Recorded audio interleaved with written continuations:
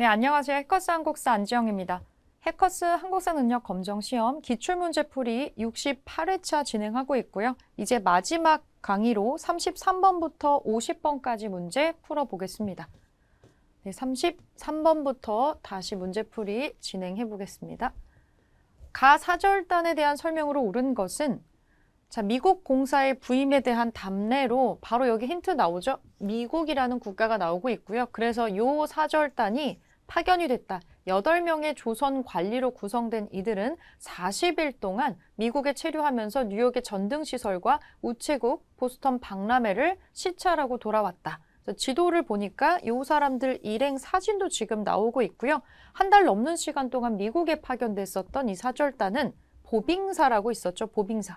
자, 우리가 찾아야 되는 거는 보빙사에 관련된 설명이네요. 에도 막부의 요청으로 파견되지 않았겠죠. 이거 일본이니까. 이거는 통신사에 대한 내용이고 별기군 창설을 건의하는 거하고는 관련이 없습니다. 이건 우리가 이제 개화 정책을 추진할 때 통리기무 암문을 만들어서 신식군대의 필요성을 느끼고 만드는 거기 때문에 보빙사하고 관련이 없고요. 조선 책략을 들여와서 국내에 소개했다. 이거는 수신사로 강화도 조약을 맺고 나서 일본에 보냈었던 수신사로 들어갔었던 김홍집이 들여오는 책이고요. 기기국에서 무기 제조 기술을 습득을 하고 돌아왔다. 이 기기국이라고 하는 거 이제 청나라에 있는 거 시찰을 하고 돌아온 거라서 영선사에 해당하는 내용입니다. 정권 대신 민영익과 홍영식, 서광범 등으로 구성되었다. 5번이 답이 되겠죠. 33번에 5번으로 보빙사 특징 찾아주시면 되고, 자, 34번. 가에 들어갈 내용으로 가장 적절한 거 학술 발표회네요. 중일전쟁 발발 이후에 중일전쟁이라고 하면 1937년 이후가 되겠습니다. 그러면 이때부터는 본격적으로 일본이 전쟁을 기획을 하고 추진을 하는 시점이기 때문에 우리나라에서 모든 물적 자원, 인적 자원 이런 것들을 전부 다 가져가게 되고 당연히 우리나라 사람들이 조선 사람들이 조선 사람이라고 하는 생각을 가지고 있으면 동원하기 아무래도 힘들겠죠. 그래서 정신적으로, 물질적으로 여러 가지 것들을 탄압하고 누르는 정책들을 진행을 하게 됩니다. 자, 1930년대 중반 이후에 있었던 일종의 전시 동원 체제가 있어요. 국민 총동원을 하는 그런 체제가 있는데 요걸로 적절한 거 골라보겠습니다. 치안유지법 나오는 거 1920년대 얘기고요. 조선 태영령은 처음에 있었던 1910년대 무단 통치 시기의 일이죠. 1910년대고요. 제1차 조선교육령의 제정 목적, 제1차니까 첫 번째 있었던 거겠죠. 1910년대의 초창기 내용이고요. 경성제국대학이 설립이 되는 거는 1924년의 일입니다. 1920년대 일이고 국가총동원법을 제정해서 이 전쟁에 동원하려고 시도를 했었죠. 그래서 5번으로 찾아주시면 되겠습니다. 34번에 5번으로 답 찾아주시고 35번. 다음 자료에 나타난 민족운동에 대한 설명으로 옳지 않은 것은 한국인들이 독립을 선언을 하다 집회에 참가한 수천 명 체포. 근데 지금 여기 보니까 영어로 뭐가 신문이 써 있고요. 일본 당국은 고종의 장례식을 계기로 문제가 발생할 것을 예상하고 많은 헌병을 서울로 집결시켰다. 그런데 수천 명의 시위대가 있었다라고 나오는데 고종의 장례식이라는 거에 대단한 힌트가 있죠. 장례식을 이용해서 이 장례 행렬을 이용해서 일어났었던 평화적인 가장 큰 단위의 독립운동이 3.1운동입니다. 1919년 3월 1일에 일어났었던 3.1운동에 대한 설명으로 옳지 않은 거, 이 3.1운동이 중국의 오사운동에 영향을 줍니다. 그리고 요 다음에 대한민국 임시정부라는 게 필요하다. 그래서 임시정부가 수립되는 계기로 작용을 하고요. 신간회에서 진상조사단을 파견해서 지원한 거는 3.1운동이랑 관련이 없고 이 신간회에서 지원을 한 거는 1920년대로 넘어가는 시점에 나오는 광주 학생 항일운동을 지원을 하죠. 좀 뒤치기에 나온 내용이라서 요거 하나 틀렸네요. 3번은 여기에 해당하는 내용이 아니고 이 운동이 국외로도 확산이 돼서 필라델피아에서 한인 자유대회도 열리고 그러니까 우리나라뿐만이 아니라 바깥쪽에 있었던 해외에 체류하고 있었던 우리나라 사람들도 굉장히 많이 참여를 했다라는 게 3.1운동의 특징이죠. 평화적인 만세운동을 하다가 나중에 무장투쟁의 사례가 점점 늘어나기는 합니다. 왜냐하면 우리는 평화적으로 시위를 했지만 일본이 상당히 강압적이고 폭력적인 방법으로 무자비하게 진압을 했기 때문이죠. 화성이나 이런 데에서는 무력 충돌 같은 것도 굉장히 많이 일어났었어요. 그래서 3번으로 이 3.1운동에 해당하지 않는 거 골라주시면 되고요. 네, 36번 넘어가겠습니다. 36번. 가 단체에 대한 설명으로 옳은 것은, 이 단체 뭔지 한번 찾아보겠습니다. 이 자료는 가의 활동 목적이 드러나 있는 통용 장정의 일부입니다. 이 단체는 안창호하고 양기탁이 중심이 된 비밀 결사래요. 태극서관을 설립을 해서 회원들의 연락 장소로 사용을 했다. 지금 힌트가 다 나왔어요. 안창호, 양기탁, 비밀 결사, 태극서관. 요거는 신민회입니다.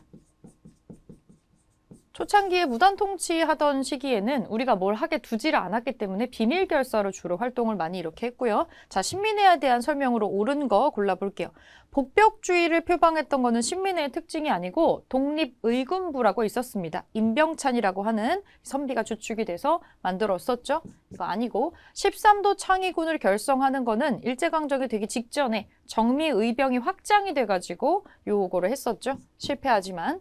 일제 황무지 개강권 요구를 저지하는 거는 보안회에서 하는 거고요. 보국 안민의 약자인 보안회에서 하는 거고, 근대 교육을 위해서 배제학당을 설립을 하는 거는 개신교 쪽의 선교사가 하는 거죠. 지금도 정동에 이 배제학당 만들었었던 건물 한 채가 박물관으로 남아 있습니다. 아펜젤러라고 하는 선교사가 만드는 겁니다. 이거는 5번 일제가 조작한 배고인 사건으로 해체되었다. 그렇죠. 눈에 가시였던 신민회를 해체하기 위해서 조작 사건을 만들어서 신민회를 해체했던 게 이 배고인 사건입니다. 36번에는 5번으로 신민회에 맞는 거 골라주시면 되고, 37번.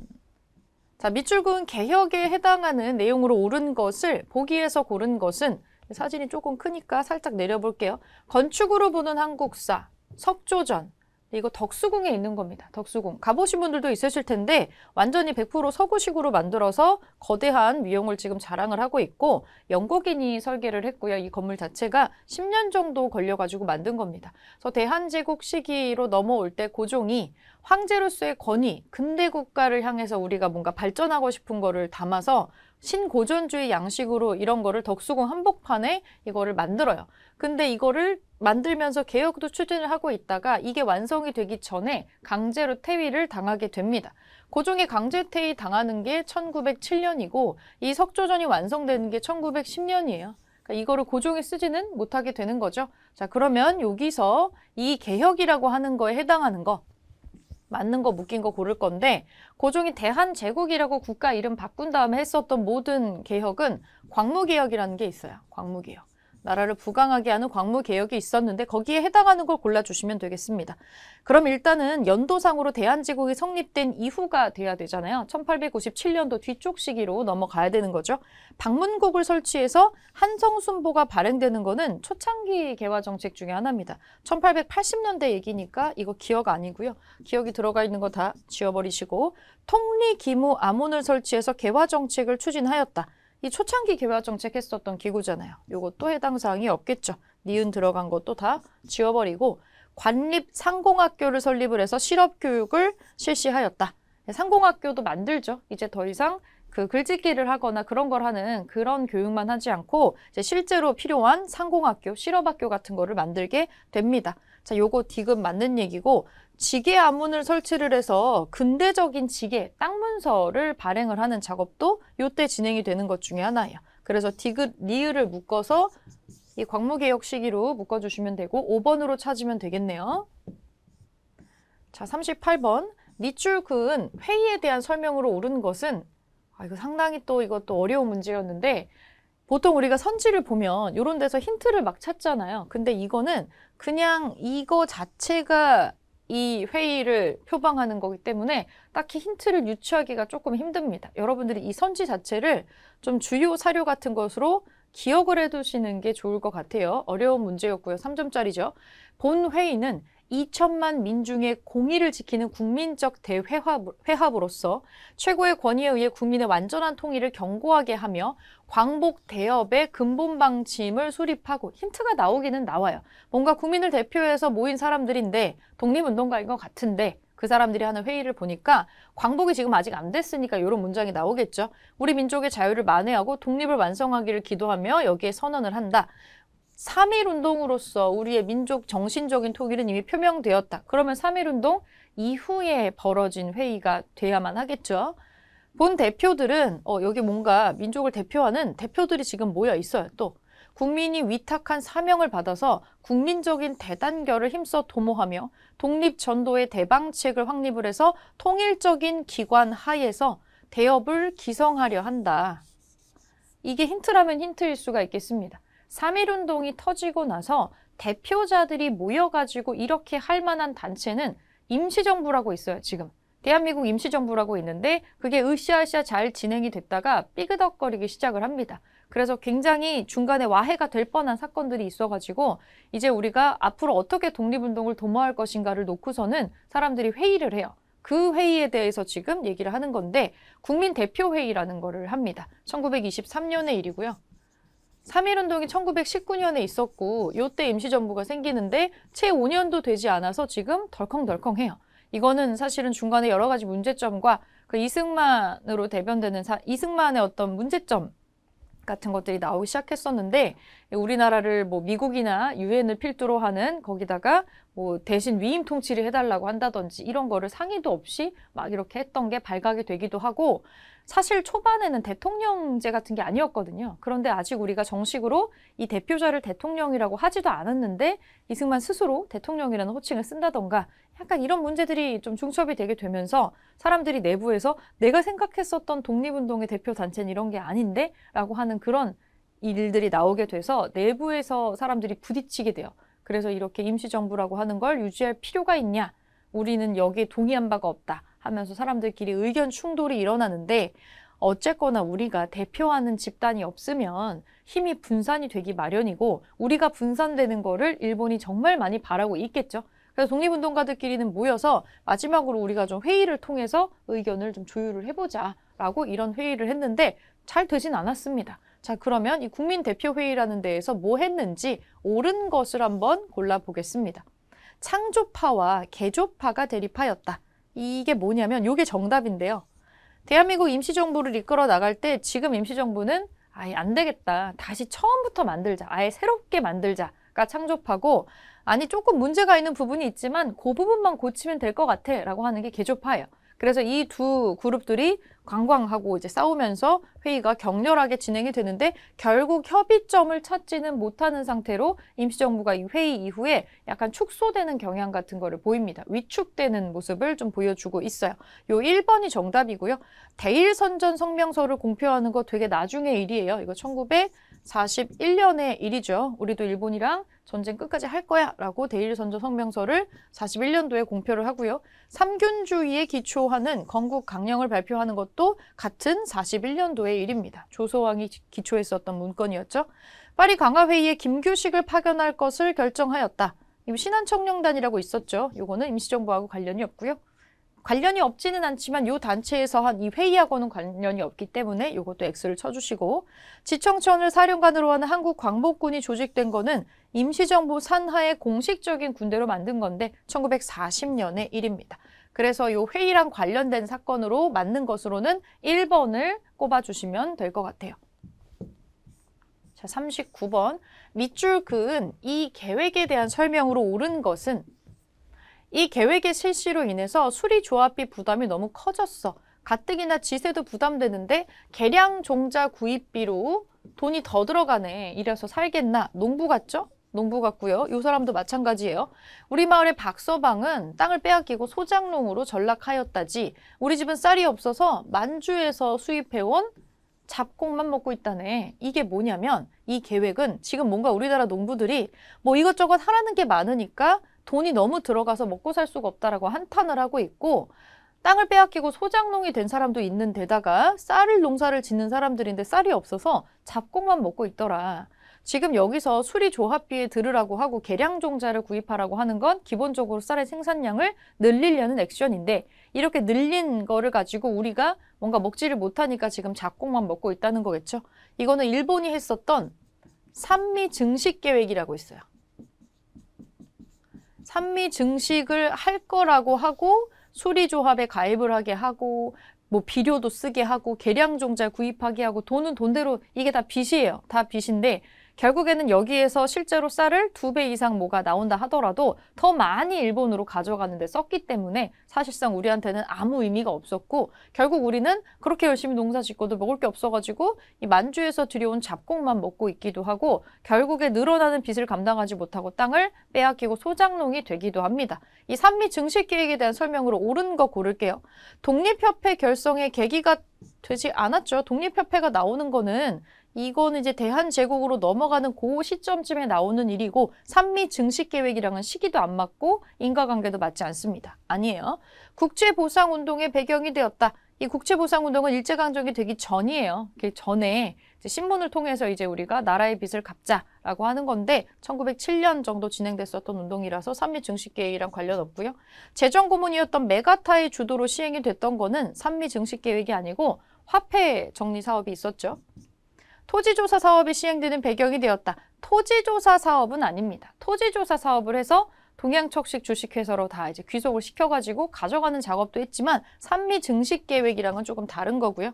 일본의 쌀 부족 현상을 해결하기 위해서 한 거죠. 우리나라에서 열심히 쌀을 생산해서 일본으로 열심히 가져가기 위해서 산미 증식 계획을 합니다. 5번으로 답을 찾아주시면 될 것 같아요.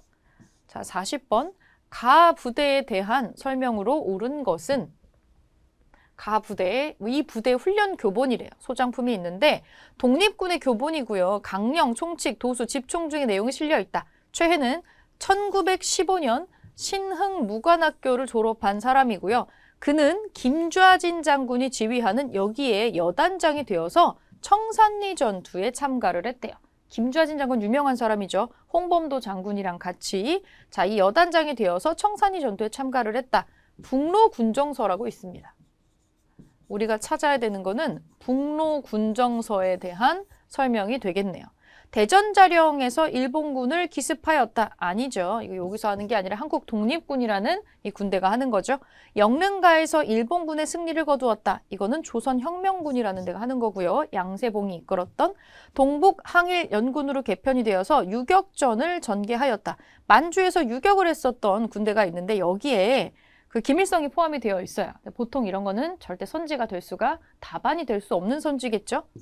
아니고 중광단을 중심으로 조직이 돼서 항일 독립전쟁에 참여했다. 요걸로 시작을 해가지고 나중에 북로군정서가 되는데 대종교라는 데에서 원래 만들었었던 중광단이 모체입니다. 그래서 4번으로 답을 찾아줄 수가 있고요. 인도 미얀마 전선에 파견이 돼서 영국군과 연합작전을 펼친 거는 한국 광복군에 대한 설명이네요. 40번에 4번으로 찾아주시면 되고요. 41번 볼게요. 다음 가상 일기의 밑줄군 운동에 대한 설명으로 옳은 것은 우리 백정들은 도축업자들이죠. 신분제도가 폐지되었음에도 끊임없이 차별받았다. 25년도의 일기네요. 다 같은 조선민족인데 아직도 차별이 지금 없어지지 않고 있고 백정을 핍박하는 것은 죄가 아니다라고 말하는 사람들까지 지금 있다. 평등한 대우를 받을 수가 없다라고 하는 일기인데 그래서 일어났었던 운동이 있는 거죠. 여기 모두가 진짜 평등한 세상. 이거는 백정들의 신분차별을 진짜로 없애기 위해 했었던 형평운동이라고 있습니다. 형평운동. 진짜 공평하게 만드는 신분 해방운동이었죠. 조선 형평사의 주도로 전개되었죠. 진주에서 만들어졌었던 이걸로 전개가 됐고요. 대한매일신보의 지원을 받아서 확대가 된 거는 국채보상운동이고 평양에서 시작을 해서 전국적으로 확산됐었던 건 조선물산장려운동입니다. 순종의 인산위를 기한 대규모 시위를 계획하였다. 이거 60만세 운동이죠. 라이징선 석유 주식회사의 한국인 구타 사건을 계기로 시작된 거는 원산 총파업입니다. 그래서 41번에 1번으로 찾아주시면 될 것 같고요. 1번. 자, 42번. 교사의 질문에 대한 학생의 답변으로 적절하지 않은 것은 이 우표는 6.25 전쟁이 발발하고 북한군에 점령당했던 서울을 되찾은 것을 기념해서 만들어졌습니다. 다시 태극기를 올리고 있는 모습인데 9월 28일 서울 수복 이후에 벌어진 상황에 대해서 다시 서울 찾고 나서예요. 그 뒤에 적절하지 않은 것을 고르는 겁니다. 방공포로를 석방을 하죠. 석방을 하고 계속 우리도 진격을 해 나가잖아요. 북쪽으로 멈추는 걸 거부하면서 한미상호 방위 조약이 그쵸 나중에 체결이 됐죠. 흥남에서 대규모 철수가 이루어졌죠. 쭉쭉쭉 올라가다가 갑자기 중공군이 들어오면서 우리가 145 퇴하고 흥남 철수하고 또 전세가 한번 또 역전이 되죠. 유엔군이 인천 상륙작전을 전개하는 거는 이거 뒤에 나오는 게 아니라 이게 성공을 해서 서울을 수복한 거니까 이거에 전에 나와야 돼요. 그래서 4번이 시기가 혼자 안 맞고 비상계엄이 선포된 가운데 발췌 개헌안이 통과되는 거는 임시 수도였던 부산에서 일어나는 일인데 1952년의 일입니다. 그래서 서울을 찾고 나서 나중에 벌어지는 일이 맞아요. 그래서 혼자 이전 거가 들어가 있는 게 4번이네요. 자, 43번. 가 정부의 통일 정책에 대한 설명으로 옳은 것은 최초의 남북 정상회담, 노벨평화상, 2002 한일 월드컵, 뭐 인천국제공항 뭐 이런 데에서 이거 누군지 지금 다들 아실 것 같은데 김대중 정부죠. 언급은 안 돼 있지만 햇볕 정책이라든지 이런 것들이 지금 나오고 있고요. 자, 그러면 김대중 정부의 통일 정책에 대한 거 맞는 거 골라볼게요. 남북 기본 합의서에 서명하였다. 1번이랑 2번은 같은 분 건데 노태우 대통령 때 일입니다. 노태우 대통령 때 일이고 자, 7.4 남북 공동 성명을 발표하였다. 남북 공동 설명을 발표한 거는 이거는 박정희 때 얘기죠. 요거는 박정희 때 얘기고 6.15 남북 공동 선언을 채택을 하죠. 회담을 성사를 시키고 요거를 합니다. 4번이 정답이고요. 이산가족의 고향 방문을 최초로 실현한 거는 전두환 정부 때 일입니다. 요거 그래서 43번에 4번으로 찾아주시면 되고 44번. 가민주화 운동에 대한 설명으로 옳은 것은 1959년 이승만의 84세 생일을 기념하는 대통령 탄신 경축식의 사진입니다. 이러한 행사는 1949년부터 진행이 되었다라고 나옵니다. 근데 59년에 탄신 행사를 하네요. 뭐 거의 10년을 지금 하고 있는데 이승만 대통령의 장기 독재는 3.15 부정선거에 항거하면서 일어난 이것으로 결국 종말을 고했습니다. 너무나 유명한 4.19 혁명에 대한 내용이겠죠. 자, 이 4.19 민주화 운동에 대한 내용으로 옳은 거 골라볼게요. 긴급조치 철폐를 요구하였다. 이거는 박정희 대통령 때 일이고 장면 내각에 출범하는 배경이 되죠. 이 4.19로 화해를 하고 나서 요 정부가 수립이 되니까 2번이 답이고요. 전남도청에서 시민군이 계엄군에 맞서 싸운 거는 1980년에 광주 민주화 운동입니다. 민주화를 위한 개헌청원 100만 서명 운동이 전개된 거 이거는 유신헌법에 반대하면서 박정희 대통령 때 일어났었던 운동이고요. 5년 단임의 대통령 직선제 개헌이 이루어지는 계기가 되었다. 이거는 1987년에 6월 민주화 운동, 6월 항쟁으로 나오는 거죠. 그래서 이 4.19에 대한 내용은 2번으로 골라주시면 되고요. 45번. 다음 사건이 있었던 정부 시기의 경제 상황으로 옳은 것은 YH 무역 여성 노동자들은 일방적인 폐업에 항의하면서 신민당 당사에서 농성 시위를 벌이다가 경찰에 의해서 강제 해산되었다. 그 과정에서 노동자 김경숙이 사망하였다. 이 사진은 현장에 남아있었던 머리띠와 신발들이다. 안 되면 죽음이다. 라는 글귀가 쓰여 있다. 70년대 후반의 일입니다. 이거는 아직 독재가 있었던 박정희 때 일이고요. 박정희 정권의 끝에 부분에 해당하는 시기인데 박정희 정부 시기의 경제 상황으로 옳은 거 이거를 골라주시면 되겠네요. 금융실명제가 실시가 되는 거는 김영삼 대통령 때 일이죠. 아니에요. 연간 수출액 100억 달러가 달성되었다. 박정희 정부가 가장 많이 홍보하고 성과라고 내세웠던 거가 이제 경제개발 계획이었죠. 5개년 계획을 계속 추진을 하면서 수출액 수가 계속 늘어났고 100억 달러 달성을 하죠. 이게 박정희 때의 내용이네요. 개성공단에서 의류 생산이 시작되려면 상당히 뒷시기로 넘어가야겠죠. 개성의 공단을 만들었다고 하는 거니까 현대사 파트로 넘어와야 됩니다. 칠레와 자유무역협정을 체결하였다. 이거 노무현 때 하는 거죠. 저금리, 저유가, 저달러의 3조 호황이 있었다. 그래서 바짝 뭔가 경제가 살아났었던 전두환 때 일입니다. 그래서 우리 2번으로 이 박정희 정부 때 일을 찾아주시면 돼요. 46번. 밑줄 그은 정부 시기의 사회 모습으로 옳은 것은 야간 통행금지를 해제했었던 정부, 프로야구, 프로축구가 출범되고 해외여행도 갈 수가 있었지. 수많은 사람들이 불법적으로 삼청교육대에 끌려갔잖아. 힌트가 나오죠. 전두환 정권 때네요. 전두환 정부입니다. 옳은 거 골라볼게요. 금강산 관광이 시작되는 거 우리 좀 사이 좋을 때잖아요. 북한하고. 김대중 정부 시절의 일입니다. 서울 올림픽이 개최가 되는 거 88 올림픽이잖아요. 노태우 때 일이고요. 삼풍백화점에 붕괴 사고가 발생하는 거 김영삼 때 일입니다. 김영삼. 되게 큰 사건이었죠. 보도 지침을 통해서 언론을 통제하였다. 검열하고 그런 게 있었죠. 요게 전두환 때 일이고요. 양성평등 실현을 위한 호주제가 폐지되는 거는 노무현 정부 때 일입니다. 그래서 정답 4번으로 찾아주시면 돼요. 네, 마지막 장 보겠습니다. 47번. 가에 들어갈 내용으로 옳은 것은 벌써 사진 보고 알아보신 분도 있으실 것 같은데 이 사진 속의 인물, 호는 몽양, 독립운동가이다. 상하이에서 신한청년당을 조직했고 대한민국 임시정부에 참여했다. 1945년에 8월에 조선건국준비위원회를 결성을 했었던 사람. 몽양 여운형이라는 사람입니다. 자, 그러면 1945년 8월에 건준이라고 하는 이 조선건국준비위원회를 결성하고 나서 이 사람이 그 이후에 뭐 했는지에 대해서 찾아볼게요.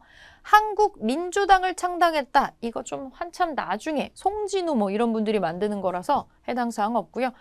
50 총선거에 출마하지 않았습니다. 출마하지 않았고 단독 정부 수립을 주장하지 않았어요. 이거는 이승만 대통령이 주장하는 거고요. 조선혁명선언을 작성한 사람은 신채호입니다. 단재 신채호 선생이고요. 좌우합작위원회를 조직하죠. 우리끼리 싸우면 안 된다라고 하면서 좌우합작위원회를 조직을 해서 어떻게든 의견을 조율하려고 했었던 사람이 여운형이죠. 47번에 5번. 자, 48번. 교사의 질문에 대한 학생의 답으로 옳은 것은 찾아보겠습니다. 충남 부여 쌍북리에 숫자들이 기록된 목간이 출토됐는데 놀랍게도 9구단이더라. 그러면 삼국시대 사람들의 학습활동을 확인할 수 있는 사례가 또 다른 게 뭐가 있을까? 울주 대곡리 반구대에 고래 사냥하는 모습을 새겼다. 이거는 학습이랑은 관계없죠. 생활 모습을 새겨놓은 거니까. 이재현이 고려시대에 고려 말에 이재현이 망건당에서 원나라 학자들과 교류하는 거. 이거는 문화 교류의 모습이고 학자의 연구이지 이 학습 활동은 아니겠죠. 학생들 가르치고 하는 그런 모습도 아니고. 청소년들이 경당에서 책을 읽고 활쏘기를 배웠습니다. 근데 고구려 때에도 이런 거 있었다라고 하는 거 볼 수 있는 거죠.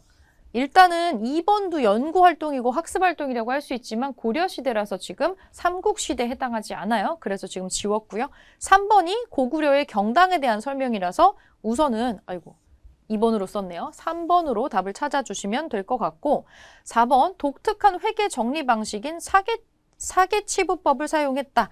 이거는 회계 정리 방식이고 조선시대 나오는 건데 일종의 이제 이중장부처럼 만드는 그런 회계법을 개발을 한 거예요. 이거는 이 상업과 연결이 되는 거고 학습이랑은 관계가 또 없고 시대도 삼국시대도 아니고요.